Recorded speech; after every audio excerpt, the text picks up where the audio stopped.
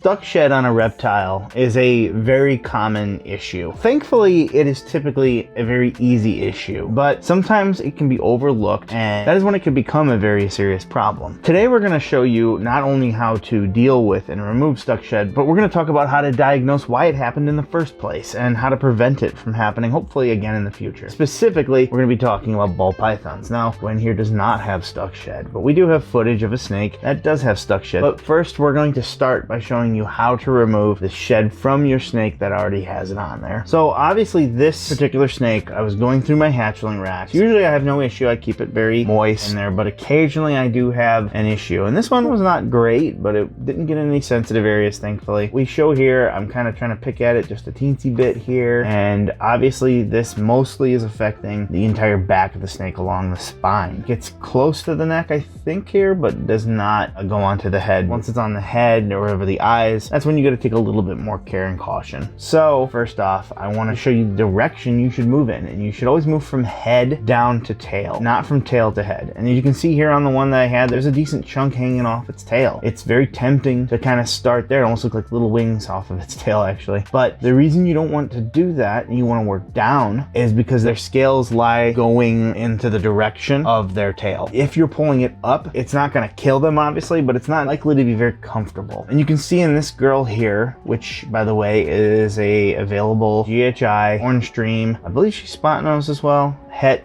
clown, 50% het, hypo, and hide. She is very available if you are interested, but she didn't have best of sheds here. But you can see I'm starting to pick away at it, and you usually want to move slowly. Shed is obviously very delicate. It's dead skin after all, so if you pull it fast, it's going to rip. If you have a small amount of stuck shed, which can happen, you can just get a teensy little patch. This is easy. You can see it just comes off. You just want to work a little bit slowly. Try not to use your nail too much. You can utilize it to help pick away, but you don't want to like dig into your snake's body. While they have these scales as a form of armor and protection, they can still feel if you're digging at them and scratching them. So when I do this, I'm gently kind of just getting my nail under there, gently just picking away just so I can have enough to grab. So pick away so that you can get a little bit to grab and then pull just like normal, but very slowly. You'll notice here how I start pulling away at bigger patches. So I might pick away to have an even patch. You might get the entire corner. I don't just want just the corner now. I want to go over to the other side of it, pull the whole thing out so that I can pull it. Otherwise it might rip and leave a strip of it behind even. The next method I wanted to show you on the same snake, by the way, because I didn't pick all of it off, is the bath method. I highly do not recommend using an actual bath. The reason being is because you take showers in there and you use shampoo and chemicals and other such stuff, and God knows what's going on in there if you have children. So don't do that, because even if you try to clean it out, you're not going to get all of it, and it could make the snake sick. And in worst case scenarios, if it's a crazy chemical, somebody maybe did their hair with bleach or something like that, God forbid, it could kill them. So don't use your actual bathtub. Get a small Sterilite tub like this, fill it with some warm water, usually about honestly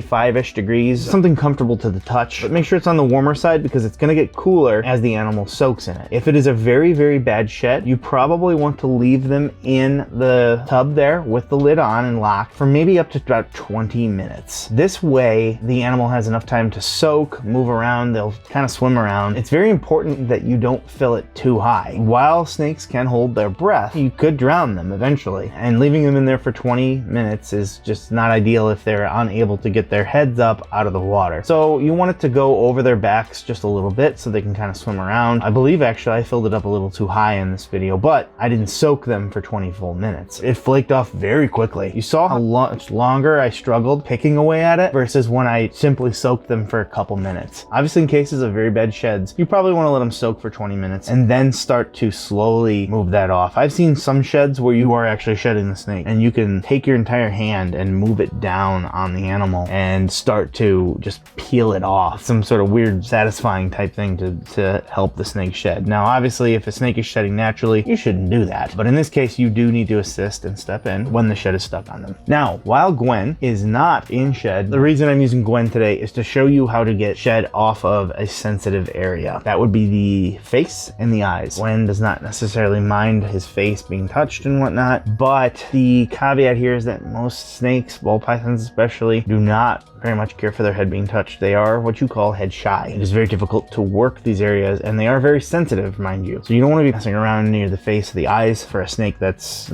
unpredictable and is going to thrash around. So you just want to be very careful. Obviously, if the shed is somewhere on the head and not touching the eyes, the method actually is very similar to what I showed you earlier. In fact, you probably want to get them wet and put them in the bath and splash water over their head. You don't need to waterboard them and submerge them, but you do want to put their head in some water to an extent, or at least pour some warm water over their head. And then what you're going to do is gently move it back. Now, they're not going to like this. Gwen here is a model snake and does not show any minding to it. But most of them, they'll start pulling back. So what you want to do maybe is push them into you and get them into an area where they can't really push back anymore. Now, in even more severe cases where it goes over the eyeball, what do you do there? Obviously, you want to work gently and you want to go very slow. You most certainly will want to wet the area to allow the shed to remove itself a little bit easier. But if you can pull it away, you just do it very, very, very slowly. It's going to be maybe even a little disturbing because the eye cap, it's literally that. It's an eye cap. It will come off, not the eyeball. If you've done that, you need to go to the vet immediately. But you should be able to pull the skin off the eye very, very gently and very, very slowly. Let's just say it's just on the eyeball and you have nowhere to really to work. Well, that's a shame, but it's not unreasonable. Again, soak your snake for a little while. And then, I don't have any on hand right now, which I should probably get some because you never know when it could happen to me, but get a Q-tip and get that nice and wet and gently massage your snake's eye back. Now, the benefit, well, there is no benefit, but it's going to be a lot less sensitive, I should say, than our eyeballs. Again, they have that skin layer over their eyes, so they are a little less susceptible to pain and damage. It's kind of hard to gauge that though, because the animal obviously can't tell you its pain or discomfort level. But you're going to want to take that Q-tip and just gently massage backwards, remembering again that this animal is going to move away from you. And in this case, you should not try to pin them, because if you pin them, they're still going to be able to jerk around and move around. And if you are jabbing a Q-tip in their eye and they move towards you, to basically move away, because you're going to try to pin them away, so their easiest route for escape might be at you actually. Well, suddenly they're moving into the Q-tip, and while Q-tips are not malicious, sharp weapons, that's still enough to possibly hurt your snake's eye. Never,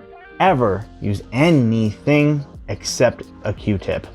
Do not use tweezers. I cannot stress it enough. Don't use them. It might be easier to grab onto it and pull, but you could quite literally pull your snake's eyeball out, and that's not even beginning the issues that could happen. Obviously, they are metal and they are hard. Your snake moves into that, and now you have a one-eyed snake. Remember, these snakes in the wild, they do remove these essentially on their own eventually. A lot of times an eye cap might remove itself with the next shed. The shed should be coming out from underneath of it, so it should pull that other layer off. So I have seen where that has had to happen in some cases where you have to wait, and that would be unfortunate. You want to try to remove it, but you want to make sure the snake is safe first. So let's talk about the problems that could occur with stuck shed. Obviously, for sight, just looking at it, it's not pretty, but it's also uncomfortable for the snake. And what does uncomfort cause? Well, it causes stress. And what does stress cause? Well, stress causes these guys not to eat. That's probably the biggest thing. A snake that's in shed, remember, is known to usually not eat. So if a snake is stuck shed on it, well, it's really not going to want to eat. This could hamper your growth of your snake, and in worst case scenario, if it continues not to eat, could become a very serious health concern. The worst thing from stuck shed, especially when dealing with the face and the eyes and the sensitive areas, would be that if too many eye caps keep getting stuck, eventually your snake could go blind. I've heard of even worst case scenario, it eventually restricts breathing areas and leads to a respiratory infection, which could then lead to death. Because often when you have stuck shed, you have other issues as well. So while stuck shed might not have been a problem, the culprit reared its head in other ways as well. So how to prevent it in the first place is the best bet. Usually stuck shed is going to occur because it is too dry. Maybe your tank has a screen lid. This will make it a little more difficult to maintain proper humidity levels because of the excess ventilation. So if you are having issues with humidity, there are several different things you could explore. First off, what substrate are you using? You should be using something that can hold humidity to some extent, and honestly, you should not typically use things like aspen. I have seen people use aspen before, but it is a must that you don't get it wet, and that kind of is counterproductive to this, needing to have some humidity. Now remember, these don't come from a wet environment, but it is a humid environment. So if you're going to keep them on a dry type substrate, what you are going to have to provide is a humid hide. Basically, a humid hide is going to be a box with some sort of entrance, preferably from the top, that they can get into, which has a lot of humidity in it. So maybe you load this thing with sphagnum moss or other such things that they can go into for when they're about to shed or when they need those humidity requirements. This isn't necessarily a bad idea overall anyways for a snake or for any reptile for that matter, so that way they can go in and out of different areas as they see fit. However, it is not a necessity to have that as long as you provide just proper substrate. These would look like cypress mulch. Cocoa husk is obviously a major favorite. We use cocoa husk in the winter, and then we actually switch to paper towel in the summer because it is a very humid area right now. It is not perfect by any means. The thing about paper towel is that, well, why do you get paper towel? Because it picks up water. So don't get your bargain brand garbage paper towels. Get something that'll properly absorb some water, because you're going to want to wet this, and you might be wetting it every day depending on your environment, or maybe every other day. You can obviously see the snake when it's about to go into shed, and you can up the humidity levels during that. Another reason why shed could occur is that there's too much ventilation. This is more often what happens if you choose to keep in a tank. I tell people who want to keep into a tank one very easy solution. Cover at least 2/3, if not most, of the top of your tank with a type of Glad wrap or something like that. This way it will keep in humidity. Typically, I don't recommend overhead heating lamp lights. If you use over the head heat, this could potentially be an issue because that's going to obviously be in the way. And it's also going to bake down on the substrate and thus cause a higher level of evaporation of water. So you're going to be consistently needing to water this multiple times per day probably. Under tank heater, obviously heat is heat. It's still going to cause water to evaporate a little bit, but this is a superior way so that you can also cover the top. If you still want to use the over the head heating, you probably want to position it in a way where you're still covering a majority of the top of the enclosure, probably with aluminum foil in this case, so it doesn't start to melt if the heating element comes near it or touches it. And just make sure you understand that you're going to need to water it. You'll still need a little bit exposed to the air because there needs to be some air exchange obviously, but covering the majority of it should help keep those humidity levels higher. But you're going to need to keep an eye on it just to an extent, remembering that you don't want it too swampy either. That is even worse issue with the possibility of respiratory infections. If you keep in tubs, this is a lot easier to maintain humidity levels. The tub is much more enclosed and able to keep humidity for a longer period of time. But however you want to keep, just make sure that it works for you and that it's working for your animal, most importantly. One good point of having a substrate with like cocoa husk or cypress mulch is that the snake will be moving over it, thus using it as a way to help them shed. You could also achieve this by putting something small in there, like a small little rock. That way they're able to rub against it. They also will use their bowls, so as long as you have your bowl in there, which you had better, they can use a bigger bowl to do that. Another method to help them shed would be to have a larger water bowl in there so that they could get into it and soak. They don't need to put their whole bodies into it. In fact, a snake like this can ball up quite considerably and get a good portion of their body into a bowl, not much bigger than they are, honestly, when they're balled up. It's just another good way. They're gonna spill it all over the place, but it is a good way to help them achieve a good shed. Hopefully this video is of some help to you. We haven't done an educational type video in a little while now, actually, but if you did enjoy this video, you can actually check out our video that we did on respiratory infections, on how to deal with them right here.